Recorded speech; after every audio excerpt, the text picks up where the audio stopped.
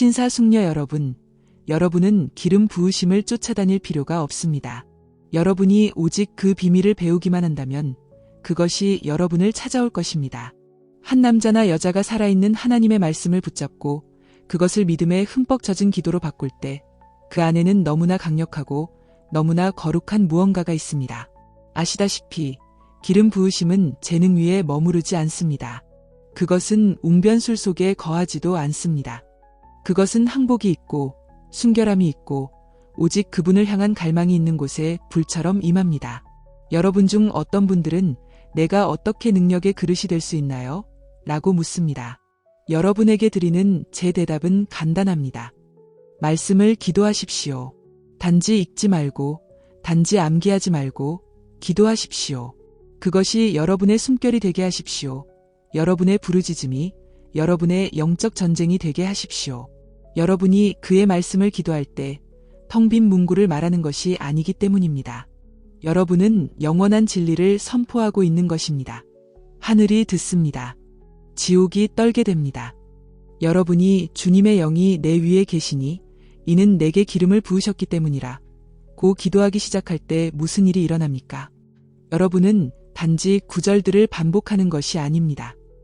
여러분은 여러분의 삶을 그 부어주심 아래에 위치시키는 것입니다.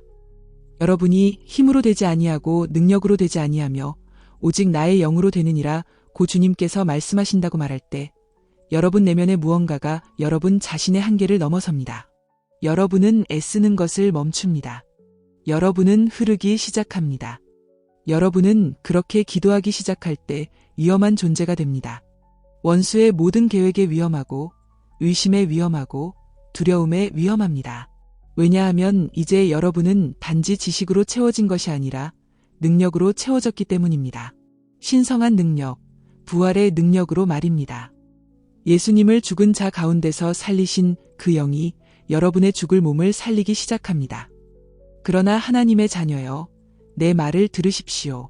이 기름 부으심은 값싸게 오지 않습니다. 그것은 교만한 자에게 오지 않습니다.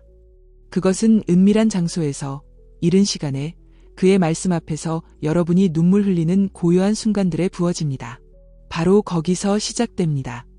여러분은 위험한 기름 부으심을 원하십니까?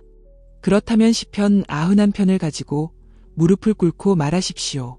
지존자의 은밀한 곳에 거주하는 자는 전능자의 그늘 아래에 살리로다. 여러분은 그의 그늘 아래 살기 시작하며 여러분을 건드리는 모든 것은 먼저 그분을 통과해야 합니다. 마귀는 말씀을 기도하는 신자를 두려워합니다. 그는 이사야 54장 17절을 붙잡고 나를 대적하여 만들어진 어떤 무기도 성공하지 못하리라 고 선포할 줄 아는 사람을 두려워합니다. 그것은 긍정적인 확언이 아닙니다. 그것은 하늘의 명령입니다. 그것은 영적인 법률이며 그것은 구속력이 있습니다. 오, 사랑하는 여러분, 여러분이 이렇게 기도하기 시작할 때 여러분은 더 이상 희생자가 아닙니다. 여러분은 그릇입니다. 여러분은 더 이상 무언가가 일어나기를 기다리는 것이 아닙니다. 여러분이 그 움직임입니다. 그 기름 부으심이 임할 때 그것은 모든 것을 변화시킵니다. 여러분이 말하면 삶이 달라질 것입니다. 여러분이 방에 들어서면 분위기가 무릎 꿇을 것입니다. 여러분 때문이 아니라 그 기름, 그 거룩하고 값비싸고 강력한 성령의 기름 때문입니다. 하나님의 말씀은 다른 어떤 말과도 같지 않습니다. 그것은 종이 위에 수동적인 잉크가 아니며 단지 역사를 위한 고대 문서의 모음도 아닙니다. 그것은 살아있습니다. 그것은 숨쉬고 그것은 움직입니다. 그것은 가장 강팍한 마음을 꿰뚫고 가장 차가운 영혼을 흔들며 가장 메마른 영을 불붙게 합니다. 말씀이 선포될 때 그것은 하나님의 숨결 그 자체를 지니고 있습니다. 우주를 존재하게 하신 그 숨결 말입니다. 그 숨결은 여전히 말하고 있습니다. 그리고 그것이 믿음 안에서 선포될 때 그것은 단지 알리는 데서 그치지 않고 변화시킵니다. 여러분이 말씀을 선포할 때 단지 정보를 반복하는 것이 아닙니다. 여러분은 신성한 힘을 활성화하는 것입니다. 하늘은 그의 말씀을 알아보고 성령은 그의 말씀을 확증하며 천사들은 그의 말씀에 응답하고 마귀들은 그의 말씀 소리에 도망합니다. 그것은 어떤 양날 검보다도 예리하여 혼과 영을 가르고 동기를 드러내고 운명을 재정렬합니다. 여러분이 그것을 읽을 때에도 그것이 여러분을 읽습니다. 그것은 표면을 넘어섭니다. 아브라함이 칼을 들었을 때 하나님의 기름이 기다리고 있었습니다. 모세가 바로 앞에 섰을 때 그를 구원의 그릇으로 만든 것은 순종이었습니다. 엘리야가 바알의 선지자들 앞에 섰을 때 불을 가져온 것은 순종이었습니다. 아시다시피 기적, 나타남, 능력, 이 모든 것은 순종을 따랐습니다. 그 반대가 아닙니다. 하나님은 온전한 지침을 듣기도 전에 주님이라고 말할 남자와 여자를 여전히 찾고 계십니다. 순종은 단지 행동에 관한 것이 아니기 때문입니다. 그것은 마음의 태도에 관한 것입니다. 내 뜻이 아니라 당신의 뜻이 이루어지기를 말하는 마음 말입니다. 바로 그곳에 기름 부으심이 머뭅니다. 바로 그곳에 하늘이 땅을 침범합니다. 그리고 그것이 능력을 지닌 삶의 종류입니다. 단지 한순간이 아니라 평생 동안 말입니다. 성령께서는 감정적인 과장된 행동에 따라 움직이지 않으십니다. 그분은 말씀과 완벽한 일치 속에서 움직이십니다. 하나님의 말씀이 높여지고 공경받고 믿어지고 믿음 안에서 선포되는 곳마다 성령님은 능력으로 그것을 확증하시기 위해 현존하십니다. 그분은 인간의 지혜나 웅변적인 연설에 의해 감동받지 않으십니다. 그분은 진리에 이끌리십니다. 하나님의 영은 창세기에서 깊은 수면 위에 운행하셨던 것처럼 말씀 위에 머무시며 생명을 가져오기를 기다리시고 아버지의 뜻을 나타내시기를 기다리십니다. 말씀이 선포될 때 성령은 말하는 사람 때문이 아니라 선포되는 내용 때문에 응답하십니다. 하늘은 기록된 것과 항상 동의합니다. 성령님은 결코 성경과 모순되지 않으십니다. 그분은 그것을 성취하십니다. 그분은 그 위에 숨을 불어넣고 그분은 그것을 불붙게 하십니다. 그렇기에 성령 충만한 삶은 또한 말씀 충만한 삶이어야 합니다. 여러분이 성령의 능력 안에서 걷기를 원한다면 여러분은 먼저 말씀 안에 뿌리를 내려야 합니다. 성령님은 여러분의 의견, 여러분의 의제, 혹은 여러분의 감정에 능력을 주지 않으십니다. 그러나 그분은 여러분을 통해 그의 말씀에 능력을 주실 것입니다. 아시다시피 말씀이 존중될 때 기적이 일어납니다. 말씀이 선포될 때 사슬이 끊어집니다.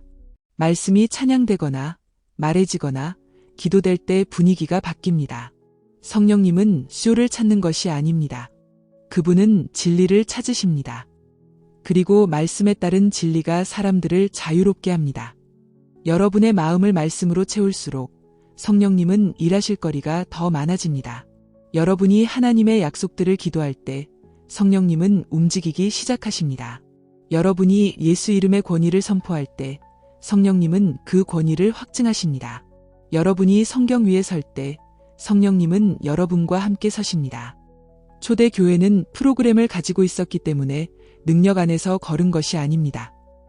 그들은 말씀과 성령을 함께 가지고 있었기 때문에 능력 안에서 걸었습니다. 그것이 신성한 파트너십입니다. 말씀이 청사진을 제공하고 성령이 숨결을 가져옵니다. 그리고 이 둘이 신자의 삶에서 충돌할 때 하나님께서 그들을 통해 하실 수 있는 일에는 한계가 없습니다. 성령님은 항상 말씀을 존중하십니다. 왜냐하면 말씀은 기록된 형태의 하나님의 음성이기 때문입니다. 그리고 하나님의 음성이 있는 곳에는 그의 능력이 따릅니다.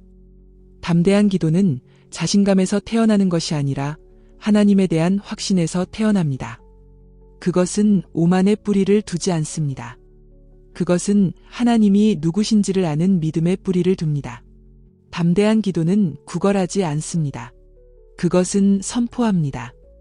그것은 약속 위에 서서 움직이지 않기를 거부합니다. 그것은 두려움 속에 속삭이지 않습니다. 그것은 믿음 안에서 포효합니다. 기도에 있어서의 담대함은 소리에 관한 것이 아닙니다. 그것은 권위에 관한 것입니다. 그리고 그 권위는 여러분이 말씀하고 계신 분을 아는 데서 옵니다. 여러분이 담대하게 기도할 때 여러분은 하나님을 설득하려는 것이 아닙니다. 여러분은 그의 뜻에 맞추는 것입니다. 여러분은 낯선 사람으로서가 아니라 아들로서, 딸로서 보좌 앞으로 나아가는 것입니다.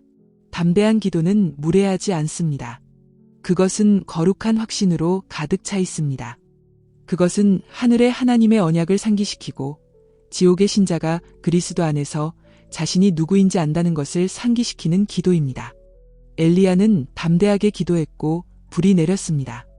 여호수아는 태양에게 말했고 그것은 멈춰 섰습니다. 초대 교회는 박해 속에서 담대함을 위해 기도했고 그들이 모인 곳이 흔들렸습니다. 그러한 기도는 하나님의 손을 움직입니다. 왜냐하면 그것은 그의 말씀에 대한 흔들리지 않는 신뢰에 의해 뒷받침되기 때문입니다. 소심한 기도는 견고한 진을 흔들지 못합니다. 느슨한 기도는 부흥을 낳지 못합니다. 수동적인 기도는 홍해를 가르지 못합니다. 그러나 담대한 기도, 성령으로 연료를 공급받고 성경에 흠뻑 젖은 마음에서 선포되는 그 기도들은 돌파합니다. 여러분이 담대함으로 기도할 때 여러분은 원수에게 나는 내 권리를 안다. 나는 나를 위해 흘리신 피를 안다. 나는 내게 주어진 권위를 안다. 고 말하는 것입니다. 기적을 기다리는 것이 아닙니다. 여러분은 그것을 불러내는 것입니다. 생존을 요청하는 것이 아닙니다. 승리를 선포하는 것입니다. 하나님은 여러분의 담대함의 위협을 느끼지 않으십니다. 그분은 그것을 환영하십니다. 여러분이 큰 기도를 할 때 그분은 기분 상하지 않으십니다. 그분은 그 안에서 영광을 받으십니다. 왜냐하면 담대한 기도는 큰 믿음을 드러내기 때문입니다. 그리고 큰 믿음은 크신 하나님을 영화롭게 합니다. 여러분이 불가능한 일을 위해 그분을 감히 믿을 때 여러분은 초자연적인 일을 초청하는 것입니다. 여러분은 단지 말을 하는 것이 아닙니다. 여러분은 하늘과 동역하여 하나님의 뜻을 땅에 가져오는 것입니다. 그러니 골리앗을 향해 도망치지 않고 달려갔던 다윗처럼 기도하십시오. 왕 앞에 나아갔던 에스더처럼 기도하십시오. 눈물과 불로 기도했던 동산의 예수님처럼 기도하십시오. 여러분의 기도가 여러분 하나님의 위대함과 일치하게 하십시오. 왜냐하면 담대함이 순종과 만나고 믿음이 말씀과 만날 때 그 결과는 항상 담대할 것이기 때문입니다. 변화는 결코 무대 위에서 시작되지 않습니다. 그것은 군중 앞에서나 마이크 뒤에서 시작되지 않습니다. 그것은 숨겨진 장소에서, 고요함 속에서, 하나님 외에는 아무도 보지 못하는 조용한 곳에서 시작됩니다. 은밀한 장소는 장소가 아닙니다. 그것은 마음의 태도입니다. 그곳은 여러분의 영이 가식 없이, 연기 없이, 산만함 없이 그분의 영을 만나는 곳입니다. 그곳은 가면이 떨어지고 마음이 벌거벗겨지는 곳입니다. 바로 그곳에서 진정한 변화가 시작됩니다. 은밀한 장소에서 여러분은 그분의 음성의 소리를 배웁니다. 여러분은 단지 그분에 대해 듣는 것이 아니라 그분을 만납니다. 그곳은 말씀이 단지 텍스트로서가 아니라 계시로서 살아나는 곳입니다. 그곳은 여러분의 눈물이 기도가 되고 여러분의 기도가 능력이 되는 곳입니다. 그 고독 속에서 하나님의 불이 속하지 않은 것을 태워 없애기 시작합니다. 교만이 벗겨지고 두려움이 잠잠해지고 육신이 십자가에 못 박힙니다. 그리고 남는 것은 하늘이 사용할 수 있는 무언가입니다. 정결하게 된 그릇, 기름 부으심을 받을 준비가 된 그릇입니다. 이것이 바로 은밀한 장소가 산만함, 분주함, 소음에 의해 그토록 치열하게 싸워지는 이유입니다. 원수는 여러분이 전능자의 그늘 아래 거할 때 무슨 일이 일어나는지 알기 때문입니다. 그곳은 힘이 새로워지는 곳입니다. 그곳은 전쟁이 시작되기도 전에 승리하는 곳입니다. 그곳은 기름이 대중에게 보이기 전에 침묵 속에서 흐르는 곳입니다. 큰 기름 부으심을 지닌 사람들은 다른 아무도 보고 있지 않은 곳에서 씨름하고 울고 예배했던 사람들입니다. 은밀한 장소에서의 변화는 즉각적이지 않습니다. 그것은 매일의 일입니다.